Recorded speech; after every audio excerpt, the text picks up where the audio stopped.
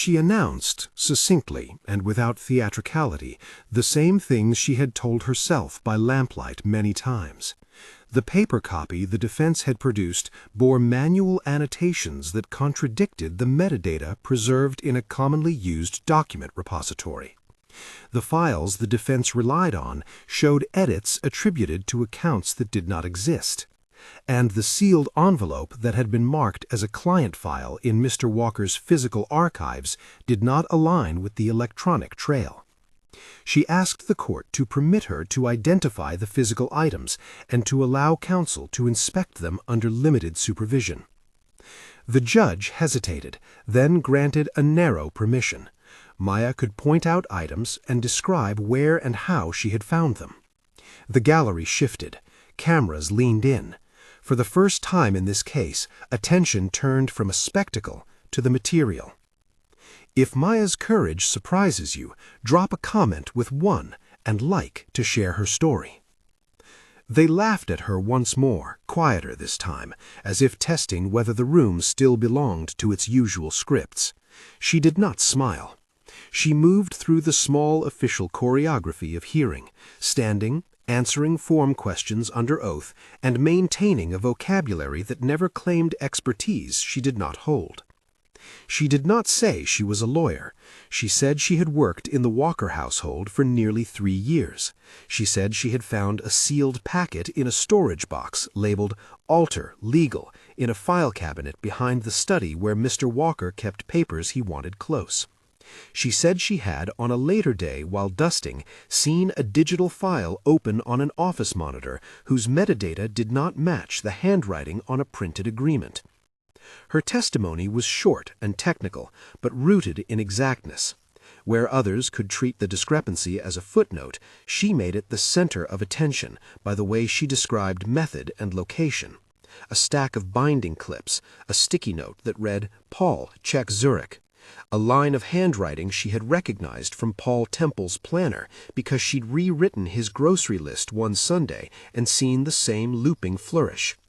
Those were the kinds of details housekeeping trains a person to notice.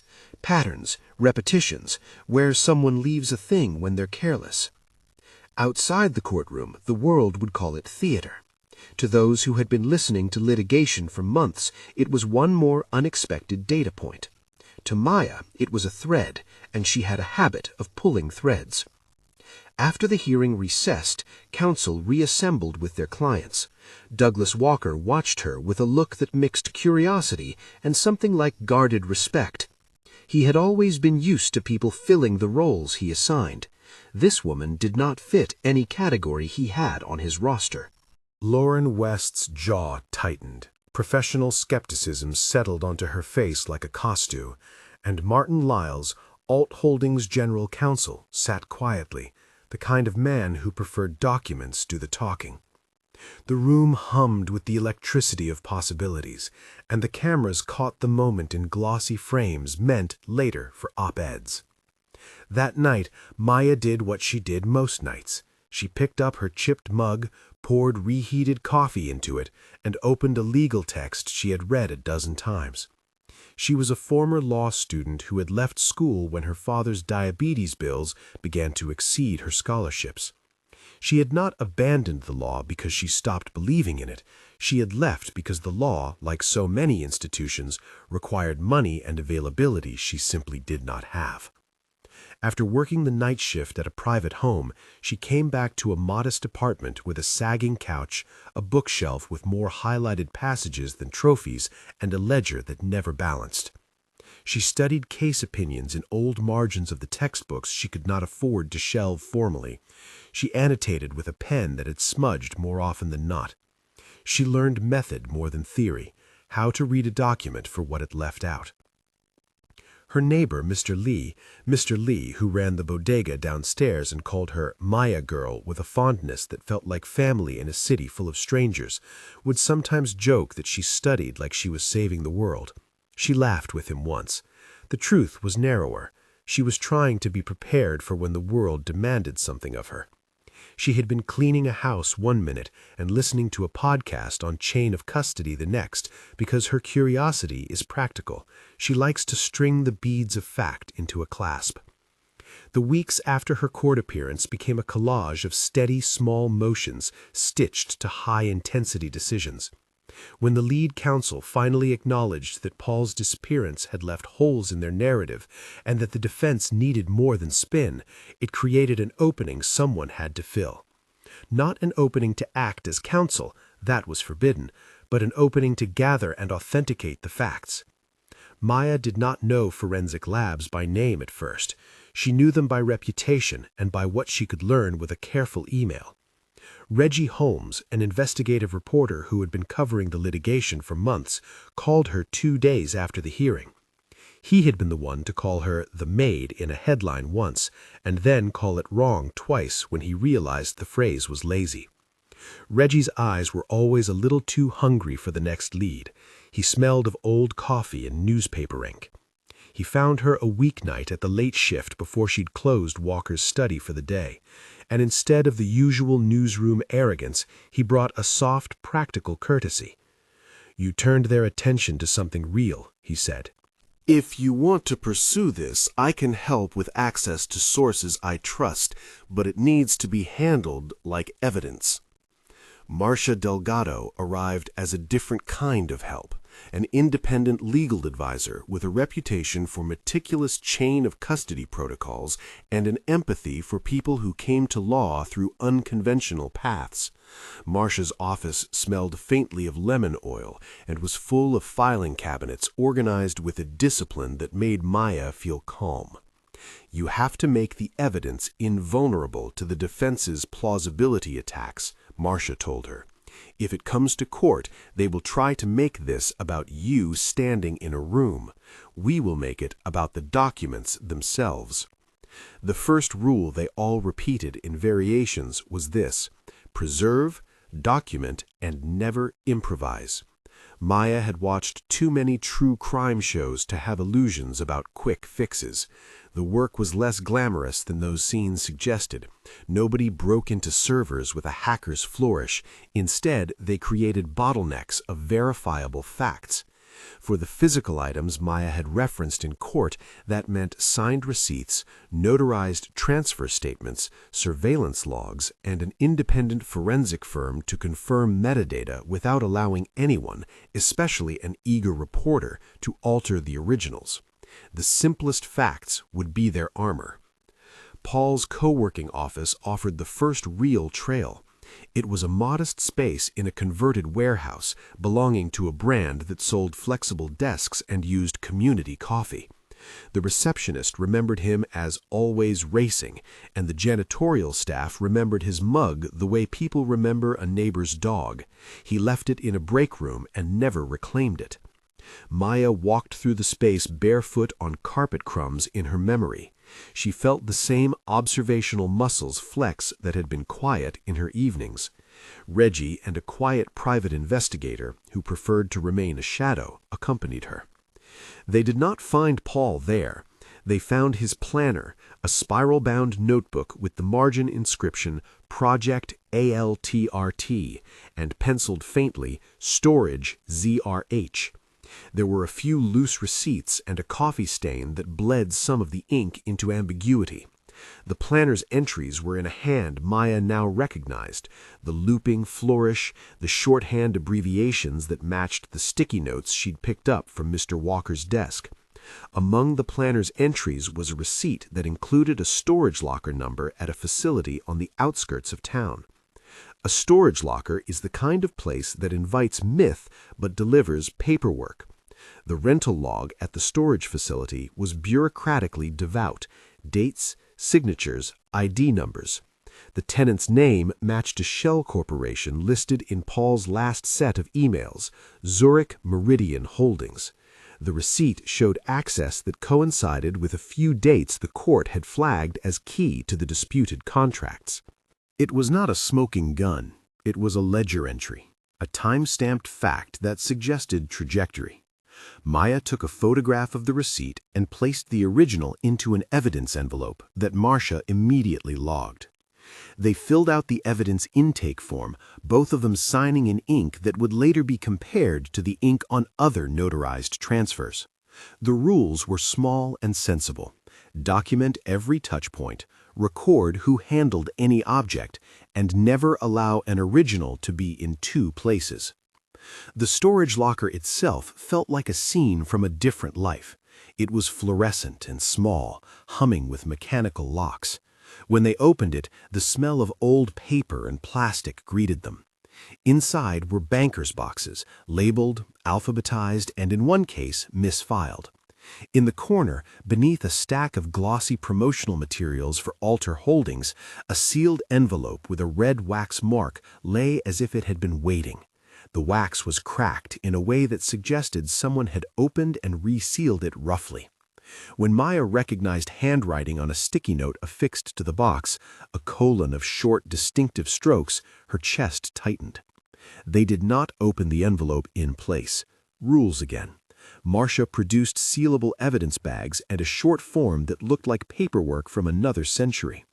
They photographed the entire locker interior from 5 angles, documented the lighting condition, and logged the serial number on the lock. The evidence transfer involved a chain of custody slip that each person would sign. Marcia explained that the defense would probe the chain mercilessly.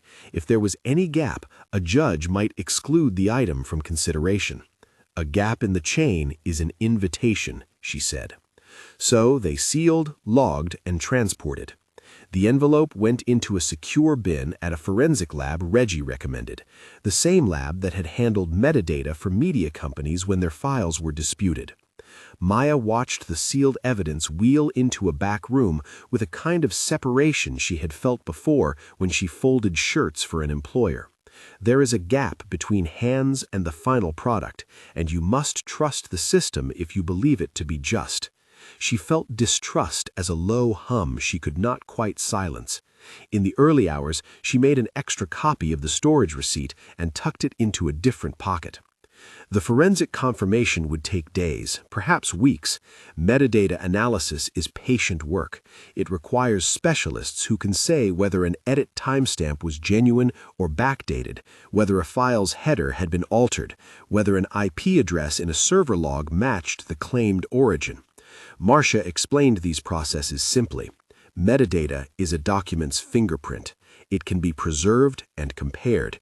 It cannot be pleaded away with charm. Maya liked that. There were other threads. A USB drive found in a desk drawer at the Walker household yielded copies of emails that referenced an operational litigation plan. "It's a story about power," he told her, "not a costume. If you let them make it about the apron, they'll miss the architecture."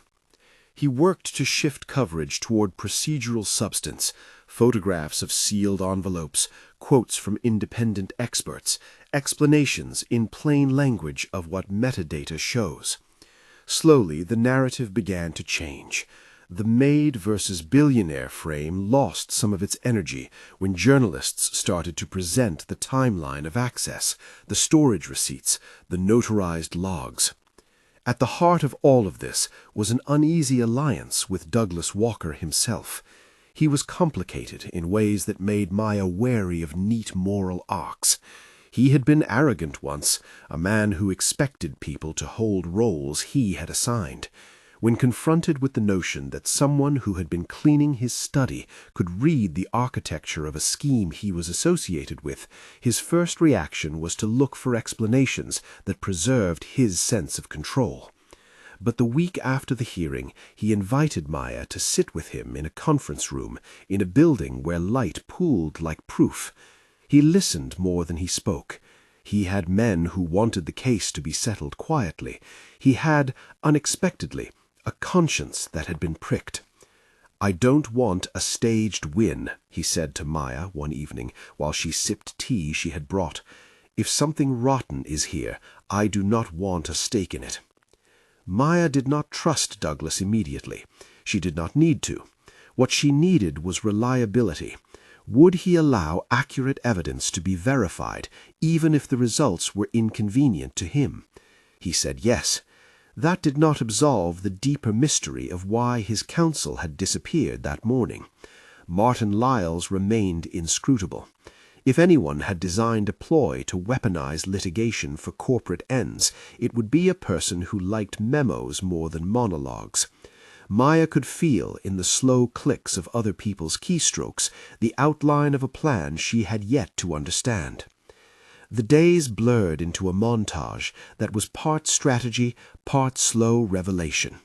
There was the scene at the forensic lab, where a technician in a sterile coat explained mildly and with the kind of mechanical sympathy that comes from seeing both truth and deceit in letters that metadata did not lie. It will tell you when the file was created. It will tell you the machines that accessed it, sometimes with IP logs attached. But metadata can be altered if someone with access has motive and means, and that requires deeper analysis. We will verify headers, compare server logs, and run hash checks. It will take time. Maya watched a screen that showed a string of hex code and felt, oddly, the domestic honesty of it, hairline differences that mattered. The lab printed a certificate of analysis with clean bureaucratic language. Independent experts signed affidavits that would later be stamped in court. The USB drive's contents were copied onto a write-protected image and locked behind a seal. Every step was a restraint designed to prevent the defense from saying that the evidence had been contaminated. One night, as she sat on the steps outside the building where Reggie had arranged for their temporary meeting, rain sketching rivulets down the concrete, Maya thought of small, personal things.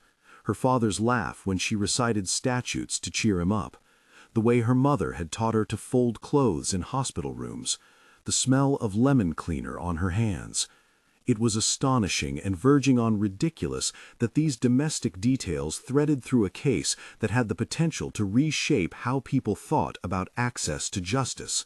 It felt like working with two economies at once, the economy of the household and the economy of corporate litigation. Both required keeping records. There were setbacks. Paul's planner yielded a trail that took them to Switzerland via a handler who used courier services to move physical packets between secure lockers. The logistics looked suspicious, but not indictable on their face. An email trail suggested deliberate timing of filings to manipulate investor sentiment, but correlation is not causation. The defense filed a motion to exclude the envelope, arguing chain of custody gaps and suggesting misidentification. The judge granted a motion to hold a limited evidentiary hearing, not a trial, but a probe to determine whether the materials would be admissible. It was the one procedural door that might allow the documents to breathe. Maya prepared with a focus that surprised those who watched her. She read motions and sat through depositions, not as a lawyer, but as a person who wanted to make sure no one could twist small facts into a larger lie. She learned the rhythm of judicial questions and the cadence of cross-examination enough to know what would be tested. Origin of documents, custody logs, forensic affidavits. She practiced how to identify an item on the stand without stepping into the posture of counsel. The training was pragmatic and exacting. It did not take away the human cost. She lost sleep worrying about Elise, felt the strain of walking the neighborhood with more caution, but she found a certain clarity in the details. Then they found the memo. The storage locker had been a gateway to envelopes and receipts. It had not, at first glance, been a repository for a confession. When Marcia, Reggie, and the forensic team unsealed the waxed envelope in the lab, following the notarized chain of custody procedure they had rehearsed, they found a document labeled in block letters, Operational Litigation, Alter. The memo was informal in tone, the kind of internal communication people use when cynicism is the default. It was not a cinematic confession. It read instead like a bureaucrat's playbook. It used language that made plain what their title alluded to: how to create and control litigation to influence regulatory narratives and manipulate market expectations. There was, in small clinical paragraphs, an outline of participants, a budget line, named consultants, and a reference to a key operative who had been Paul's contact. Maya watched the page as if it might move. The memo's footnote referenced a deliverable to be shipped through Zurich Meridian Holdings, the same name on Paul's storage receipt. There was a line that used the phrase manufactured claim in a context that suggested deliberate orchestration. The memo, on its face, did not convict anyone, but it made a type of intent visible, the orientation of a strategy that used the legal system as a tool rather than a forum for grievances. It was the sort of thing that had to be corroborated by email headers and bank transfers to become a pattern rather than an assertion. Inside the envelope, pressed against the memo, was a small, ordinary USB. It glinted with the low light of the forensic bench as if it were an artifact from a different world. The lab specialist attached it to an imaging device that created a write-protected clone. The drive held file names that matched the memo and a cascade of documents, drafts of complaint language, redlined contracts with odd margins, and spreadsheets with column labels like impact timeline and market signal. There were also encrypted chat transcripts between accounts that, when hashed, matched server logs that Elise had pulled from an internal directory and passed along through the secure channel arranged by Marcia. "This is a map," Marcia said softly, not wanting to shape the room's narrative, but unable to withhold the gravity of the finding. "It shows intent, but maps need good witnesses." The lab ran a preliminary report. Metadata on several files showed creation dates and edit histories that predated the filing date submitted in court. Server logs indicated that edits had originated from IP addresses traced to a set of desks in a building registered to a consulting firm with ties to Alter, a consulting firm that, on paper, existed to provide legal drafting services. The forensic analyst circled a line on a motion-printed page with a pen. The pen made a soft scratch that sounded loud in the hush of the lab. No single data was a knockout blow, but together the documents formed a pattern. Pattern is a kind of clarity. Pattern allows an investigator to make a case not that something may have happened, but that something was planned. Word of the memo spread quickly enough within their small circle. Reggie called it the spine, which Maya liked because it sounded less sensational and more structural. The memo gave them a center they could orbit. If an internal directive existed to manufacture litigation for corporate ends, then the next moves were to tie those directives to actual plaintiffs and to secure testimony from people who had been inside the operation. Elise's courage had a cost attached to it in an old-fashioned, painful way. She agreed to a protected interview arranged by Marcia and facilitated through a secure room at a legal aid clinic. The room smelled like herbal tea and quiet. Elise's fingers were small and unsteady as she slid copies of internal emails across the table. Her voice trembled when she spoke about being asked, indirectly, to route communications through a consulting arm to keep direct links ambiguous. "I didn't join to hurt people," she said. "I joined because they offered me a job that paid, and then I realized it wasn't just paperwork." She agreed to consider testimony under protection so her identity could be concealed in public filings while still allowing counsel to use her knowledge. The stakes accelerated. Anonymous calls became more precise. A brick thrown through a neighbor's window sent a message while leaving no blood. A car constantly idling outside the bodega for 2 nights felt like a note hammered into someone's sense of safety. Marcia tightened witness protections. Reggie prepared a holding piece for an eventual exclusive if they had a thread strong enough to withstand cross-examination. Douglas's team prepared for the possibility that internal documents would force the company to change its posture publicly. Maya slept badly.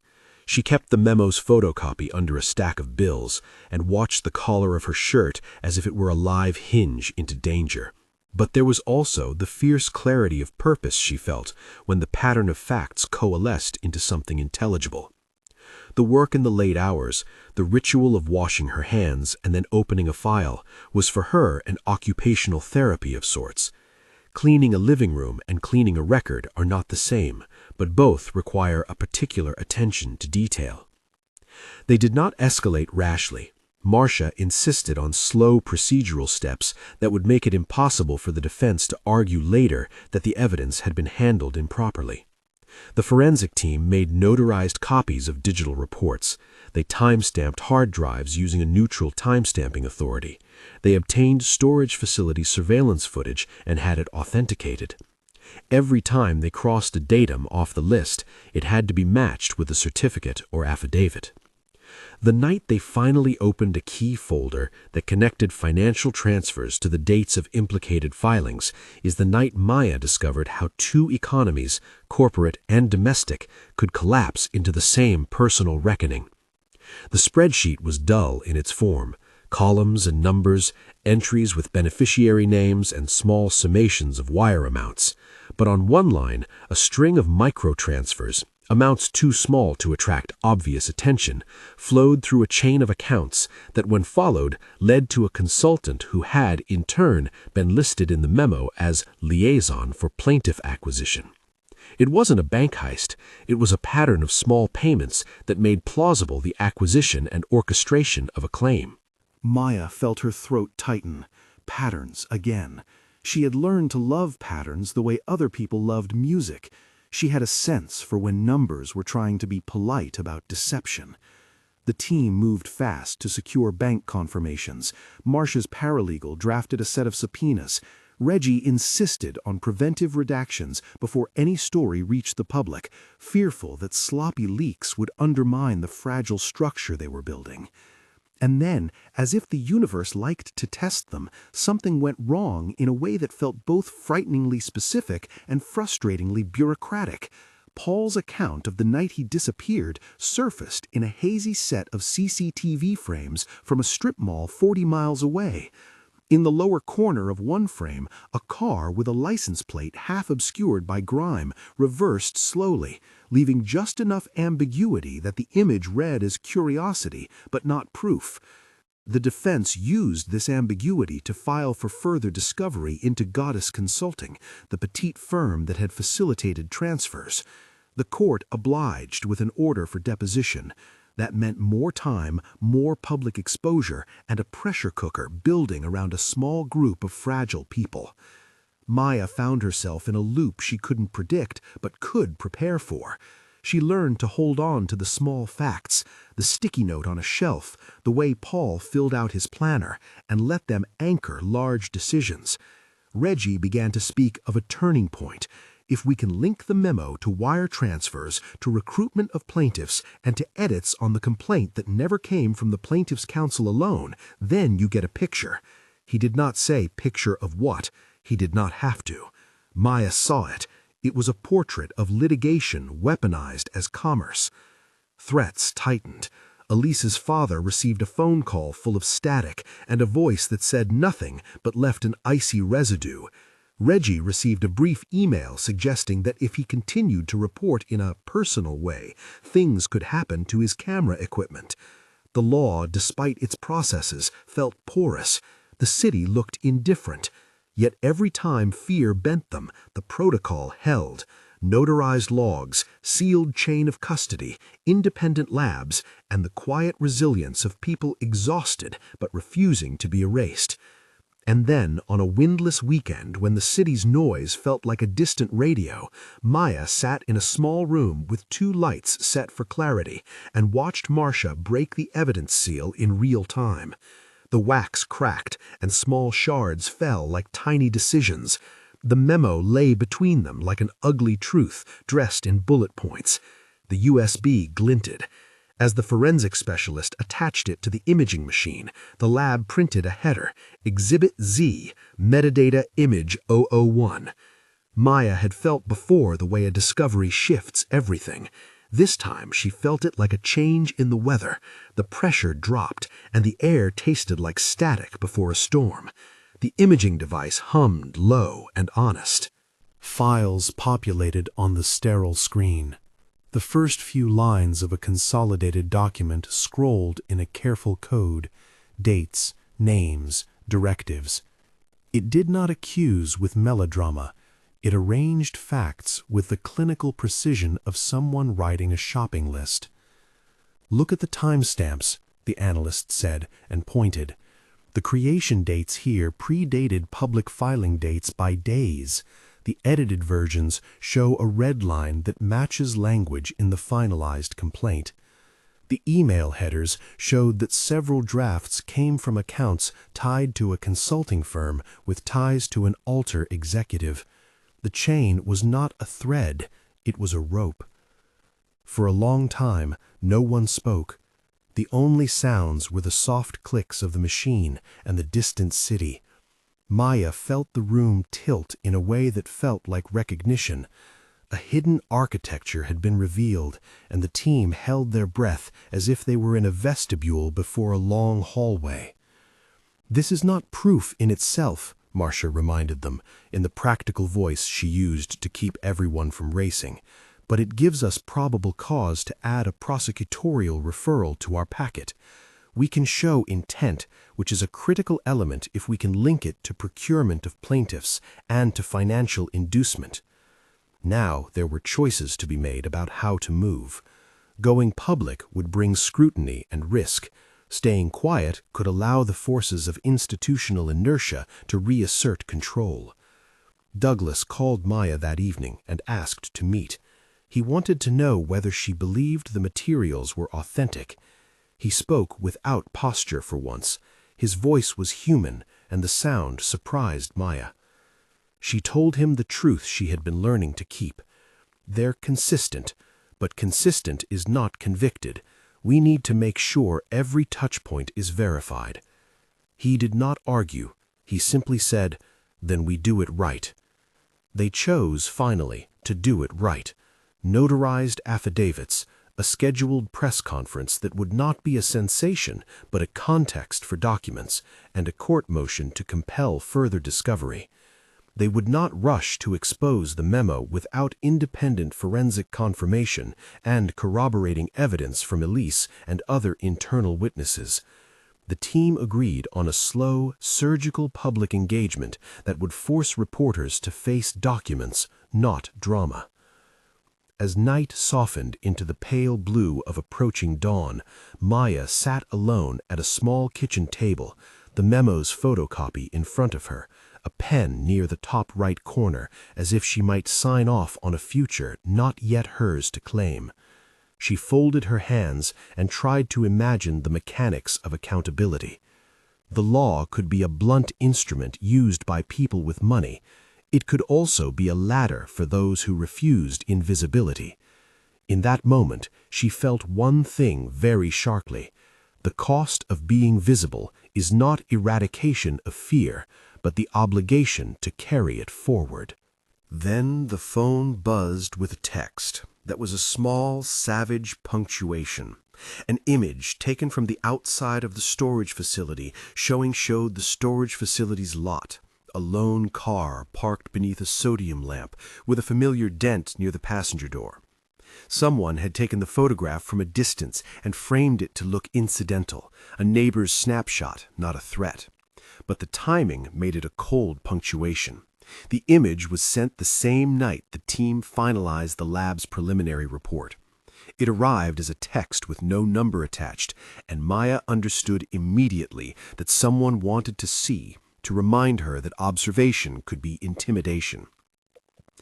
They treated it as what it was, a warning, not a verdict. Marcia filed another police report. Reggie scribbled notes in the margin of his notebook and scheduled a decoy meeting to draw any tales away from Elise.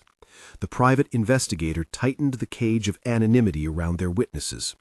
Elise moved into a safe house program for a week, then into a confidential relocation the city provided for high-risk witnesses. Her identity would not be erased from the record. The court needed her testimony, but her public face would be shielded. She would testify under a protective order, her voice altered, and her name redacted from filings. It was an imperfect safety, but it was a plan, and plans reduce terror by giving shape to fear.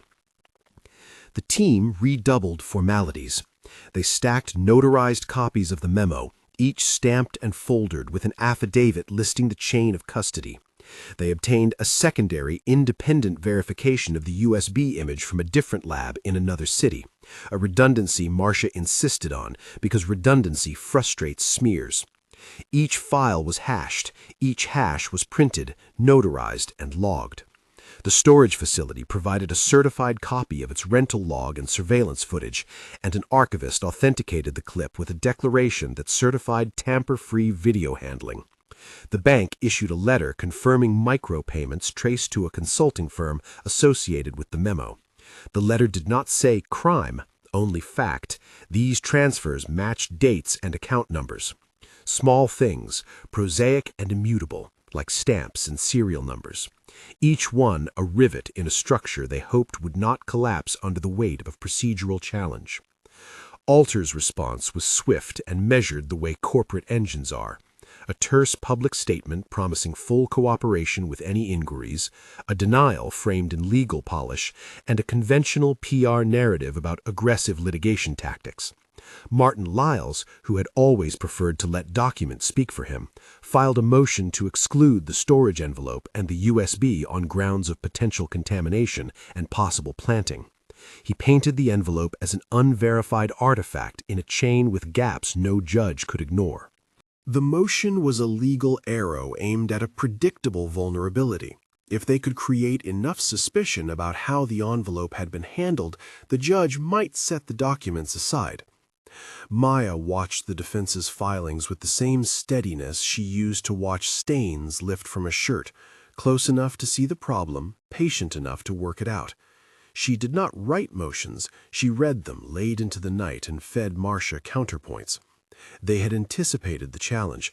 When Martin alleged a gap, Marcia submitted the documented steps they had taken. The signed transfer form from the storage facility clerk, the secure transport receipt with 2 independent witnesses, the lab's imaging certificate, the secondary lab's corroborating report. Each signature on the chain of custody slip had a corresponding ID copy. Each transit had a time-stamped GPS log from the courier company. It was bureaucracy taken as armor, tedious, unglamorous, and effective. At the same time, they prepared for a public move. Reggie pushed for a press conference, but only on the condition that the materials were presented with the forensic documentation in hand. He wanted reporters to see certificates and to hear experts speak plainly about what metadata and bank confirmations could show. He argued that when journalists had the documents to place beside their stories, the temptation to reduce the story to spectacle would ebb. "Bring them the paper," he said. "Make them read it." Maya agreed, though the risk nagged at her. A press conference could bring violent attention. It could also, crucially, force the narrative away from an apron and toward exhibits. They scheduled it for the afternoon the week before the evidentiary hearing. They held it in a civic center with a small stage where tables were set with labeled exhibits, certificates framed like modest pieces of evidence art. A certified forensic analyst stood beside Reggie and Marcia to answer questions in plain language. Douglas Walker came not to speak, but to be present in a quiet, visible way that preempted the narrative that he was an irredeemable private interest determined to silence inconvenient facts. The first question from a television reporter was the kind the tabloids love. "Isn't it extraordinary that a housekeeper is at the center of this?" Maya held the microphone with hands that were steady because she had made staying steady a habit. "It's ordinary that someone who lives in a place sees what others leave in plain sight," she said. "People who maintain spaces notice details. The question is not who notices, it's what we do with what we notice." Reggie was careful to keep the opening as documentary as possible. He handed reporters the certificates and explained in plain language what the labs had verified, that certain files bore metadata indicating creation and editing in dates and on devices linked to consulting accounts associated with Alcatel, that an internal memo used phrases that aligned with a procurement plan described in spreadsheets, that bank confirmations showed a pattern of small transfers consistent with recruitment and payment for services. He emphasized limitations. "This is not a criminal judgment," he said. "This is a set of facts that shows a pattern, and we are placing it before the public and the court. The press still found the image of Maya in her apron striking, and some pieces leaned into that shorthand, a detail that annoyed her not because it diminished her, but because it distracted from the architecture they had spent months constructing. But Reggie and other outlets practiced restraint. Instead of casting the story as a morality play, several major outlets ran threads that explained metadata in simple diagrams and reproduced key evidence chains, giving readers the space to see the logic themselves. The narrative began to shift, not because one person had changed a mind, but because documents, when presented plainly, refused to be reduced. When the evidentiary hearing arrived, it felt like the particular kind of theater the law occasionally allows for, not dramatic in the emotional sense, but intense in concentration. The courtroom filled with people who had learned to read the sound of a judge clearing their throat. Cameras were present, but kept at a distance under rules the judge had set to prevent grandstanding. The exhibits were arrayed on tables with numbered placards: Exhibit A, Exhibit B, Exhibit C. The envelope from the storage locker was Exhibit C. The memo was Exhibit D. The USB image was Exhibit E. Each had a stack of affidavits beside it. The judge presided with a formality that was not cold but was exacting. She listened with a face that habitually separated statements from evidence. Martin Lyles's team argued with the kind of clinical intensity that comes from defending a machine you designed. They tested the chain of custody, questioned the possibility of contaminated handling, and argued motive for planting. They pushed on the storage facility's logs, sought to find any discrepancy in handwriting identifications, and questioned whether Elise's screenshots, obtained from an employee's device, were subject to alteration. Marcia responded like a person who had rehearsed 100 tiny drills. She called the forensic technician first. The technician explained what the imaging showed and what the hashing proved, but in plain words. Think of a hash as a digital fingerprint. Any change to a file alters the fingerprint completely.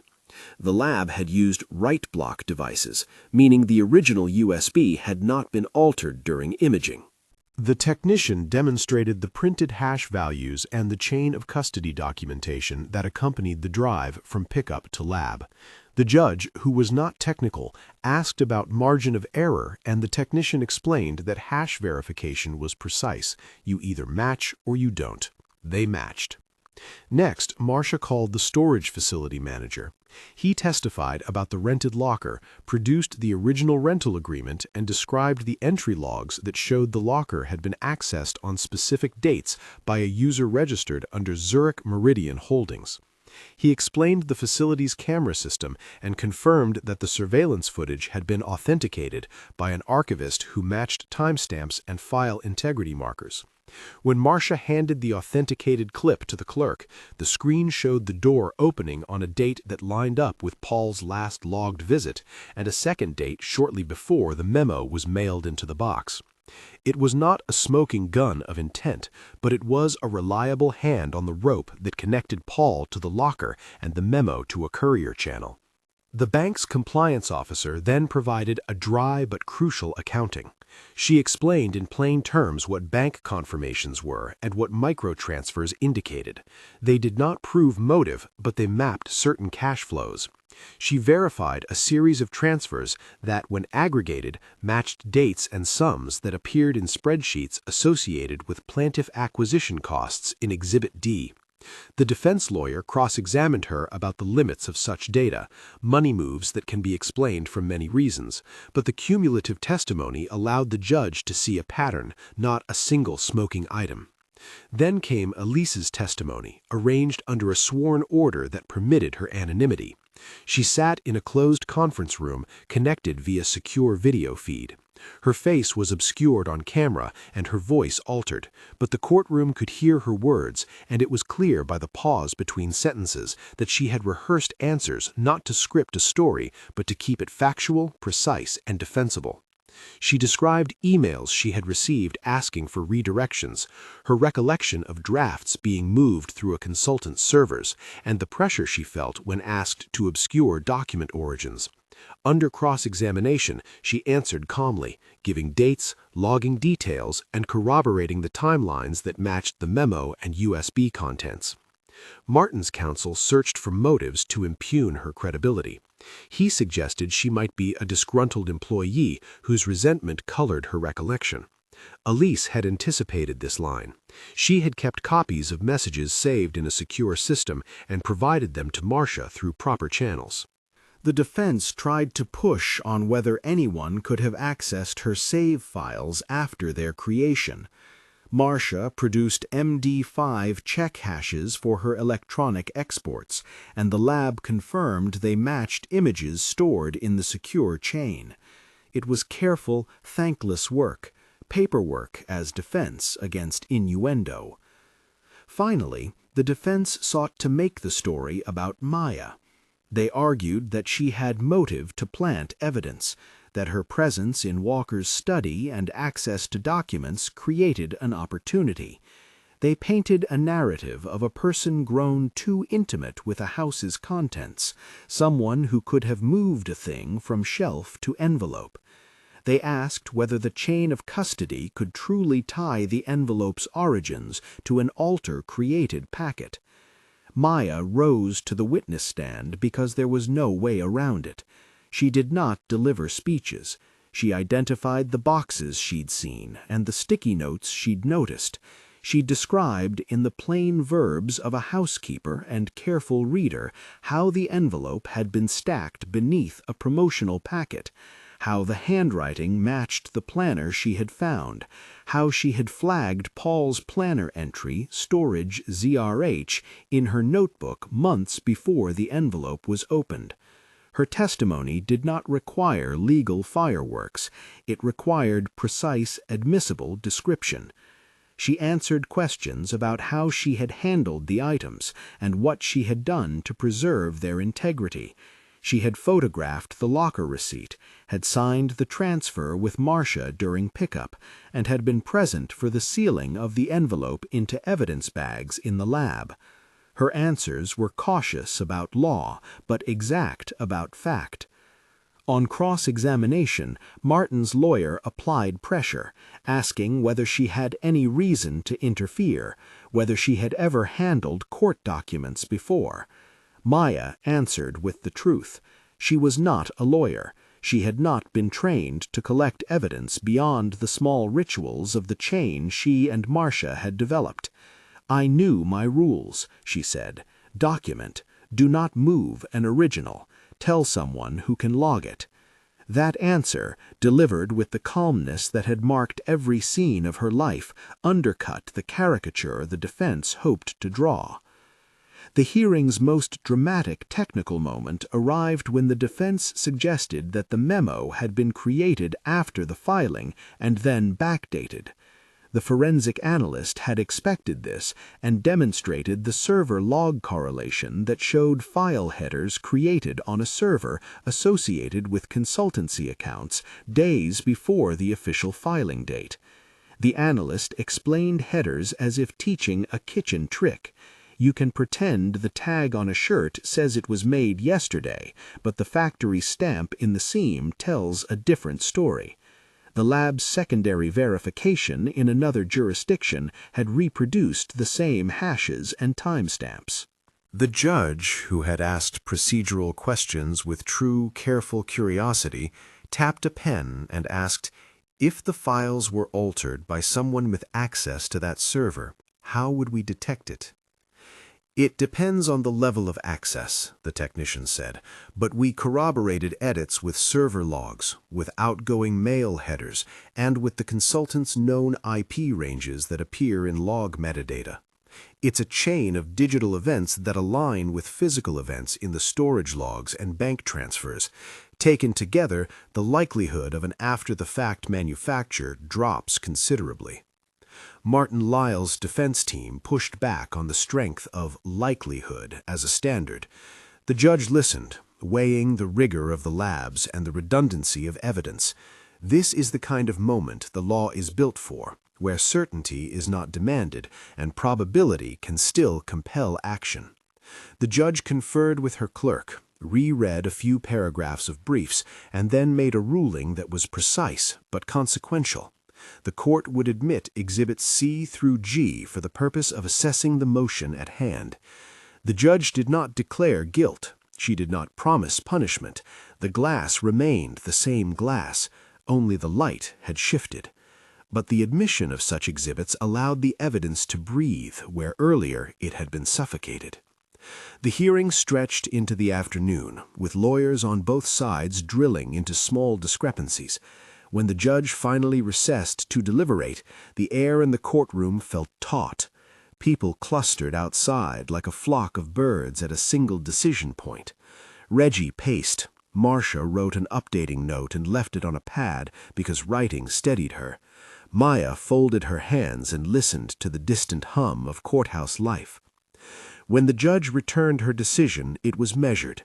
She found that the pattern of document origins, corroborated by independent forensic analyses, storage facility logs, and bank confirmations, raised a substantial probability that the litigation in question had been at least partially orchestrated beyond what the complaint suggested. The judge granted the motion to dismiss the pending civil action on grounds that the court could not adjudicate a complaint it concluded had been manufactured as a commercial instrument rather than a bona fide private grievance. At the same time, she ordered the clerk to refer the assembled evidence to the appropriate prosecutorial office for further review of potential criminal conduct, including fraud and conspiracy, and to relevant regulatory bodies for inquiry into corporate practices. She emphasized that dismissal for those reasons was a procedural move, not a criminal finding, and that any prosecution would require its own investigation and charging decisions. Her language was careful, balancing the power of the court to manage its docket with the limits of its reach into criminal matters. That moment was both a victory and a quiet catastrophe. Dismissal meant that the mechanic of the case, a lawsuit meant to manipulate markets, would not proceed in the civil forum. Referral meant the possibility of criminal investigation, but it also meant more time, more inquiries, and new forms of exposure for witnesses. Elise's testimony had helped to make the picture visible. She had done something enormous, and the cost of that act would not evaporate with a judge's gavel. The team knew that the real fight, the long work of accountability, had only shifted shape. The public reaction was a study in how narratives reconfigure. Headlines that had once simplified the story into a contrast between an apron and a tie now ran timelines of documents. Op-eds debated corporate accountability. Financial commentators noted that the company had to answer regulatory questions. Martin Lyles released a statement saying Alter would cooperate with any inquiries and that his firm maintained it had acted lawfully, a posture that his clients and shareholders expected. Douglas Walker issued a quieter statement. He expressed dismay at the suggestion that litigation tools had been misused and affirmed his support for an independent investigation. It was an awkward and honest sentence from a man who had more to lose than the story might suggest. For Maya, it was not absolution. It was the civic attention that made prosecution plausible. In private, Doug and Maya had conversations that were not on paper. He told her he wished he had known the architects of the plan he now disavowed. She told him she wanted systems that prevented such plans from being rewarded. In the weeks that followed, he did something that surprised a lot of observers. He publicly pledged funding to a new legal initiative Maya proposed, not to clear his name or to buy forgiveness, but to build infrastructure to support people who lacked access to the kind of documentation and counsel necessary to be heard in court. If this exposed something broken, he said, we should help fix it. Maya hesitated before she took the money. She did not want to be a symbol for a man's attempt at penitence. She wanted to build a resource that would endure beyond headlines. They negotiated terms that gave her autonomy, a board with representatives from community organizations, ethicists, legal aid practitioners, and people with lived experience of legal marginalization. The People's Law Project was born not as a political body, but as a practical one. A legal clinic, an evidence training program, and a public database of procedural templates for documenting workplace and corporate interactions. It was a small, stubborn institutional answer to an enormous problem. How do you make it easier for people without power to make records that the legal system will respect? Founding the project meant a new set of late nights. Maya learned grant writing the way she had taught herself to read case law, with tenacity and a margin of stubbornness. Reggie helped design a media campaign that emphasized accessible explanations over sensational portraits. Marcia drafted courses on chain of custody for community organizers. The project offered workshops in Mr. Lee's bodega after hours, where folks who never imagined needing legal literacy came to learn how to document a complaint, how to request records, and how to work with counsel without being gaslit. People who had once laughed at the notion of a housekeeper in court now came to the project to learn how to collect their own paper trails. There were hard moments. Threats did not always stop because evidence made a court rule. Sometimes they simply changed form. Someone spray-painted an unkind epithet on the side of a building where the project held classes. Funds had to be raised to replace locks and safety equipment. Elise could not rejoin the office she had left. The scars of exposure were real. But there were also quiet recoveries. The man who ran the bodega began to host a weekly rights clinic table where people could drop off copies of notices and receive guidance. A mural appeared on the community center wall with the simple image of a hand holding an envelope and the words, "Document, speak, protect." It was not triumphal. It was practical and public. In board meetings, Maya argued for a type of work she described as slow accountability. She meant that systemic change comes not from single revelations, but from infrastructural shifts, better record systems in corporations, regulatory attention to litigation procurement, improved protections for whistleblowers, and public financial transparency for consulting firms that interface with legal pleadings. The project provided templates for subpoenas, templates for notarized transfer forms, and low-cost access to forensic verification for plaintiffs who could not otherwise afford it. They created a hotline. When someone found a suspicious envelope, they could call and get advice on how to preserve it. The legal world watched with a kind of tentative interest. Some traditional firms offered pro bono clinics. Others watched from a distance, waiting to see which way the wind would blow. The prosecutors to whom the judge had referred the case opened inquiries. Regulators asked Alter for documentation. None of this guaranteed criminal charges. None of it promised a tidy moral ending.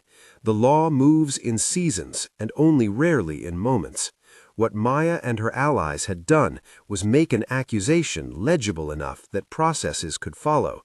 That mattered.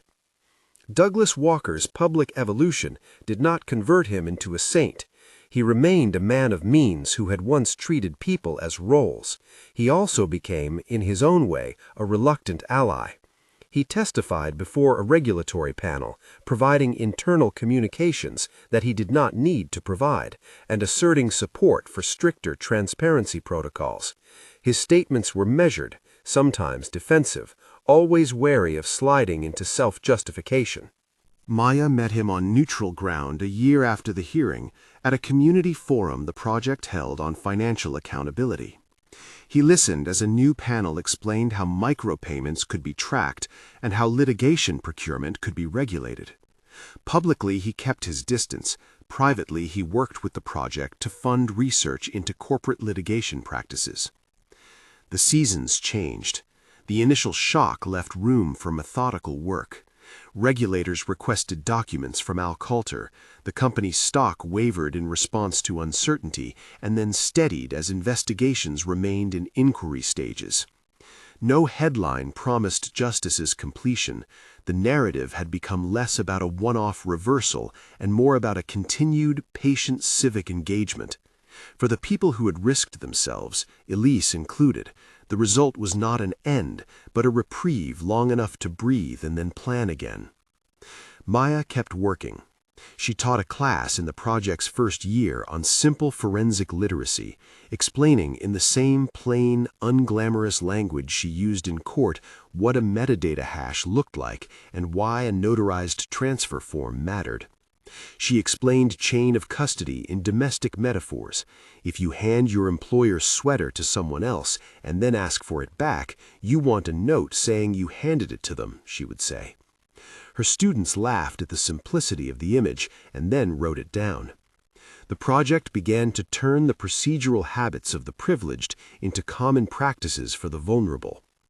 There were cases after the Walker matter where the templates the project provided made a difference. A group of factory workers used the project's form to document missing safety inspections.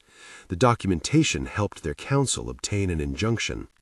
A neighborhood association used notarized digital timestamps to verify that their complaints to a zoning office had been ignored on the dates claimed. These were not headline-grabbing feats. They were ordinary, cumulative acts of accountability, the kind that slowly changes how systems respond.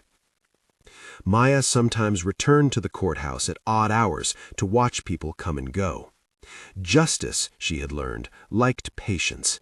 She also understood the cost. The moments of recognition, the judge's ruling, the press recalibration, had a weight that pressed down. She had nights that unspooled into worry. Would a witness be safe? Would a bank hire a lawyer who would start denying cooperation? Would evidence notes be subject to some overlooked technicality? The labor of vigilance never really ended. When she looked at the mural by the community center, she saw more than a symbol. She saw a map.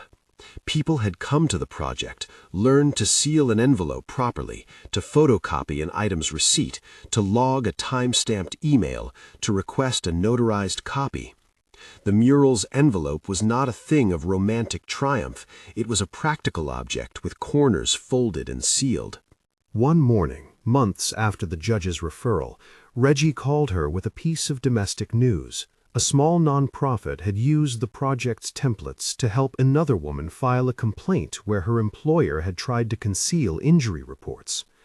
The nonprofit's lawyer told Reggie that without the templates, they would have spent weeks reconstructing a chain of custody. With the project's materials, they had a credible packet in a matter of days.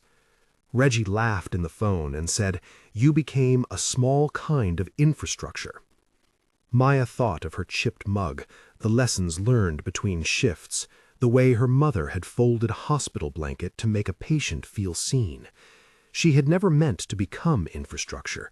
She had only wanted to make sure things that mattered were documented. The law did not become more just because of a single hearing. It became slightly more accessible because people had a better idea of what records looked like and how to make them speak. The Walker case remained a cautionary tale, a headline stowed into legal anthologies and taught in law clinics as an example of litigation as commodity. Martin Liles continued to deny wrongdoing, and Alter navigated regulatory scrutiny for years. Some individuals who had been involved in the scheme left the industry, others simply moved into different roles. Criminal referrals sometimes go nowhere, sometimes they lead to charges. The narrative the judge set into motion had not guaranteed punishment, it had demanded inquiry. For Maya, the work never felt like revenge. It felt like skeleton keys, small practical tools you could use to open doors. She continued to scrub and to study, only now she taught others to do both. She insisted in project manuals and public talks that documentation was a kind of solidarity. When a person keeps an accurate record and shares it with a trusted counsel, they reduce the power of narrative to displace fact. Facts don't always win, she told one room full of volunteers, but they force the conversation to be about something other than the person who noticed them. Years later, at a community forum where a new batch of volunteers had come to learn how to protect digital files, Maya stood under the mural and listened to a young woman talk about a playlist of emails she had captured from a temp agency. The woman used the project's notation system, had notarized key messages, and had scheduled a meeting with a legal aid attorney. Maya felt the same pulse she had felt the night the memo was unsealed. A small pressure building toward accountability. It was not the thunderclap of a courtroom drama. It was the steady accumulation of records. In interviews, Maya remained careful with language. She never called herself a hero. She told reporters, "I was a person who could see what others left in plain view. I did what anyone could do if they had the training and support." She redirected praise to Marcia's meticulous protocols, to Reggie's insistence on responsible reporting, to Elise's bravery, and to the anonymous archivists and forensic technicians who turned raw files into a paper trail a judge could consider. She emphasized collective work because that is what it had been. Sometimes, in the quiet that follows big storms, people asked her whether she regretted the attention. She would think of Paul Temple, of the planner with the looped initials, of the storage locker humidity that had preserved a memo like a fossil. She would think of Elise's face in that protected view, the way trauma and courage can occupy the same person's life at once. The answer was never simple. "I wish no one had to risk harm," she would say, "but people do, and systems that let them be invisible need to be tested." The People's Law Project grew into a modest institution, an office that smelled faintly of lemon oil and printer toner, volunteer attorneys who taught chain of custody workshops, a rotating schedule at the bodega for community drop-ins. They maintained an online repository of anonymized templates and hosted webinars on basic forensic literacy. The project's advisory board included people who had never imagined being on a board: a former file clerk, a parish council member, an ex-journalist, a paralegal who had grown up in a housing project. Their meetings were practical, humbly bureaucratic, full of spreadsheets and calendar invites, and that was precisely the point. On the anniversaries of the hearing, people would leave envelopes at the base of the mural, letters of thanks, small donations, a token or two. Maya would read them with the same care she used for legal documents, slowly, noting receipts, sometimes folding each note and filing it in a box labeled Community Correspondence. The boxes were mundane and precious. Douglas Walker, years removed from the spectacle, once visited a forum to speak in a panel about corporate ethics. He did not attempt to rewrite the past. He spoke of the need for better internal checks and the moral hazards created by the market's appetite for litigation as leverage.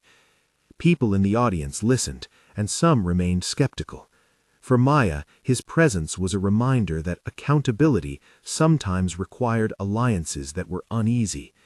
She did not expect perfect contrition. She expected systems to change.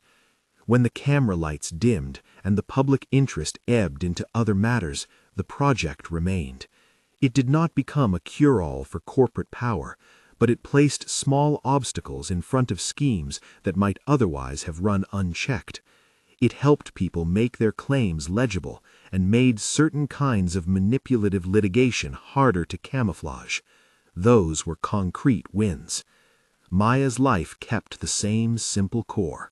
She still liked the ritual of folding, the small pleasures of order. She had developed a new habit of making copies, legal size, notarized, organized, for things both personal and professional. She still kept a worn law text on the top shelf of her small apartment, its margins crowded with notes. She still sometimes brewed reheated coffee into her chipped mug and read late into the night. But her nights now included planning sessions for trainings and phone calls with a staffer about grant applications. She traveled some to teach workshops in cities that lacked the project's presence, and those trips left her tired in the way that meaningful exhaustion does.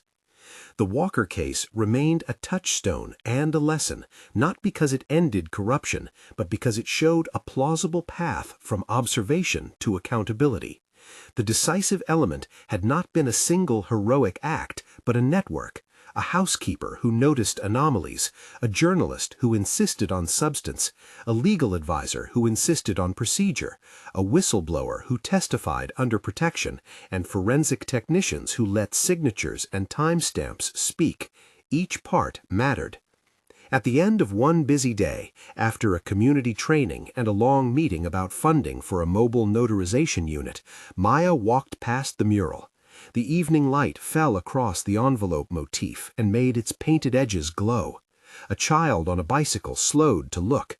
Maya paused, touched the mural's base, and felt the roughness of the concrete there, like the small realities that keep accountability from becoming abstract. She thought of the judgment that had once dismissed a manufactured suit and referred the materials for investigation. She thought of Paul, Elise, Reggie, Marcia, Douglas, and 1,000 small acts of order that had built a case strong enough to be heard. She did not imagine a world where systems were perfect. She imagined one where people were equipped to document, to seek counsel, and to present facts in ways that could not be swatted away by spectacle. That was the measure of the change she had chosen to help build. If you want to hear more stories of ordinary people who quietly reshape systems, and to find resources if you or someone you know needs help documenting evidence or connecting with legal aid, subscribe and check the pinned link for the People's Law Project and other recommended resources.